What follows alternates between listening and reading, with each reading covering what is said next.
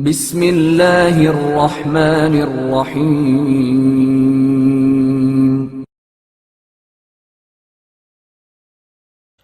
ایک مومن کے دل کی بات اور امام محمد تقی علیہ السلام۔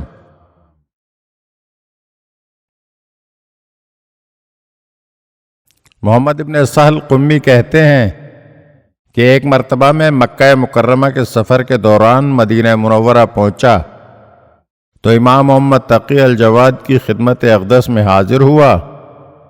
میں نے دل میں سوچا کہ میں امام جواد علیہ السلام سے اپنے پہننے کے لیے کوئی لباس مانگوں، مگر اتفاقاً مجھے اس سلسلے میں عرض کرنے کا موقع ہی نہیں ملا، اور میں آپ سے رخصت ہو کر اپنی رہائش گاہ پر واپس آ گیا۔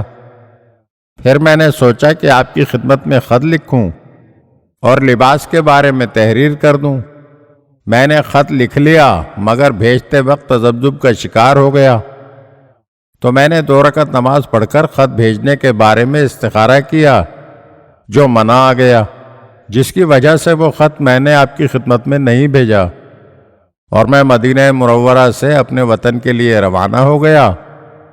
میرا سفر جاری تھا کہ راستے میں اچانک ایک شخص میرے قافلے میں آیا، جس کے ہاتھ میں ایک گٹھری تھی، اور وہ لوگوں سے پوچھتا پھر رہا تھا کہ محمد ابن سہل کون ہے۔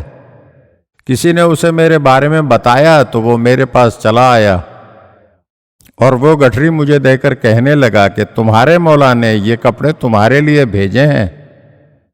میں نے گٹھری کو کھول کر دیکھا تو نہایت پسندیدہ اور نرم و ملائم لباس پایا، جسے دیکھ کر میں سوچنے لگا کہ میرے مولا امام محمد تقی علیہ السلام کو اپنے چاہنے اور ماننے والوں کا کتنا خیال ہے۔ کہا جاتا ہے کہ محمد ابن سہل قمی کے پاس وہ لباس عمر بھر محفوظ رہا، اور اس کے بیٹے احمد نے اپنے والد کے انتقال کے بعد ان کپڑوں کو والد کے کفن میں شامل کر دیا۔